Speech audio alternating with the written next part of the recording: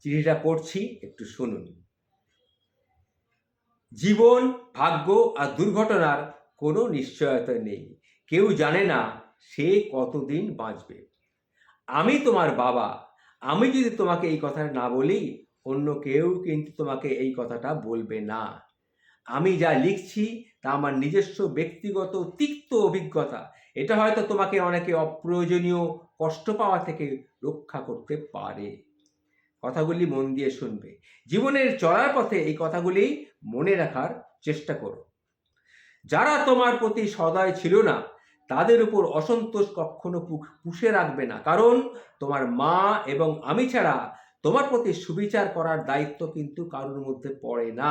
আর যারা তোমার সাথে খারাপ ব্যবহার করছে, তাদের উচিত সেটার মূল্যায়ন করা এবং তাদেরকে সেইভাবে ব্যবস্থা করা।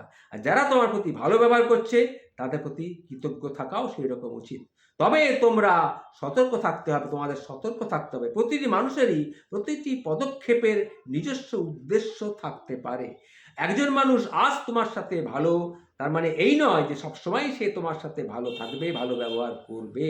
সে হয়তো তার প্রয়োজন আছে বলেই তোমার সাথে ভালো ব্যবহার করছে, কিন্তু প্রয়োজন যখন ফুরিয়ে যাবে তখন সে এমনিই সরে যাবে। কাজেই খুব দ্রুত কাউকে বন্ধু বলে কিন্তু কখনো ভেবে নিও না। নাম্বার 2, জীবনে কিছুই কিন্তু অপরিহার্য নয় যা তোমাকে পেতেই হবে। একবার তুমি যখন কথার গভীরতাটি অনুধাবন করবে, তখন তোমার চলার পথ অনেক সহজ হয়ে যাবে। বিশেষ করে যখন বহুল প্রত্যাশিত কিছু হারাবে, কিংবা তোমার তথাকথিত আত্মীয় স্বজনকে তোমার পাশে পাবে না। নাম্বার 3, জীবনটা খুব সংক্ষিপ্ত। আজ তুমি জীবনকে অবহেলা করলে, কাল কিন্তু তোমাকে তোমার জীবন ছেড়ে চলে যাবে। কাজেই জীবনকে যত তাড়াতাড়ি পারো মূল্যায়ন করতে শেখো, ততটাই বেশি তুমি জীবনকে উপভোগ করতে পারবে। 4, ভালোবাসা একটা ক্ষণস্থায়ী অনুভূতি ছাড়া কিন্তু আর কিছুই নয়। মানুষের মেজাজ আর সময়ের সাথে সাথে এই অনুভূতিগুলো ক্রমশ বিবর্ণ হবে, পরিবর্তিত হবে। যদি তোমার তথাকথিত কাছের মানুষ তোমাকে ছেড়ে চলে যায়, ধৈর্য ধরো। সময়ে তোমার সব ব্যথা, সব বিষণ্ণতা ধুয়ে মুছে দেবে। কখনো প্রেম ভালোবাসার মিষ্টতা এবং সৌন্দর্যকে নিয়ে বাড়াবাড়ি কিন্তু করবে না, আবার ভালোবাসা হারিয়ে বিষণ্ণতায় ডুবেও যেও না। নাম্বার 5, অনেক সফল লোক আছেন যাদের হয়তো উচ্চশিক্ষা ছিল না। এর অর্থ এই নয় যে তুমিও কঠোর পরিশ্রম বা শিক্ষালাভ ছাড়াই দ্রুত সফল হতে পারবে। তুমি যতটুকু জ্ঞানই অর্জন করো না কেন, তাহলে তোমার জীবনের অস্ত্র। কেউ ছেঁড়া কাঁথা থেকে লাখ টাকার অধিকারী হতেই পারে, তবে এর জন্য তাকে অবশ্যই কঠোর পরিশ্রম করতে হবে, অথবা অন্য কাউকে প্রতারণা করতে হবে। আশা করি আশা করি না যে আমার বার্ধক্যে তুমি আমাকে আর্থিক সহায়তা দেবে, এটা কিন্তু আমি আশা করি না।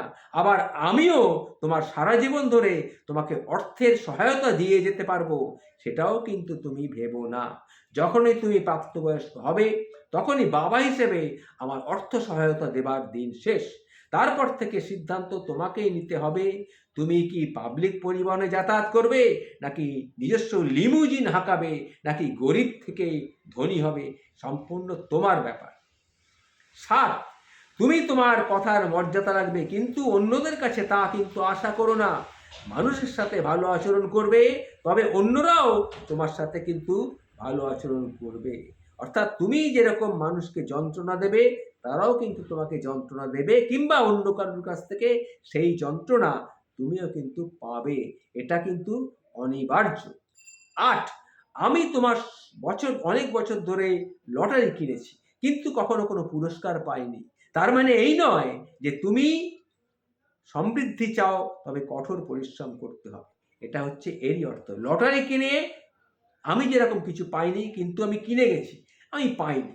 কিন্তু তার মানে যে লটারিতেই সব কিছু পাওয়া যাবে, তবেই আমি সমৃদ্ধশালী হব, তা কিন্তু নয়। সুতরাং পাওয়ার জন্য তোমাকে কঠোর পরিশ্রম করতে হবে।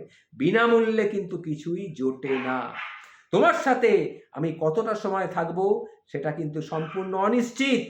বরং চলো আজ আমাদের একসাথে কাটানোর মুহূর্তগুলো তুমি আর আমি মূল্যায়ন করি, উপভোগ করি। এসো, তুমি আমার সন্তান, তোমাকে আমি আকাঙ্ক্ষা করছি তুমি আমার কাছে এসো। ইতি তোমার ভালোবাসা সহ তোমার বাবা। এই কথাগুলি একটি বাবা তার সন্তানের কাছে চিঠিতে লিখেছিলেন। বাবা ছিলেন একজন চাইল্ড সাইকোলজিস্ট এবং হংকংয়ের প্রখ্যাত টিভি সম্প্রচারকারী। নমস্কার বন্ধু।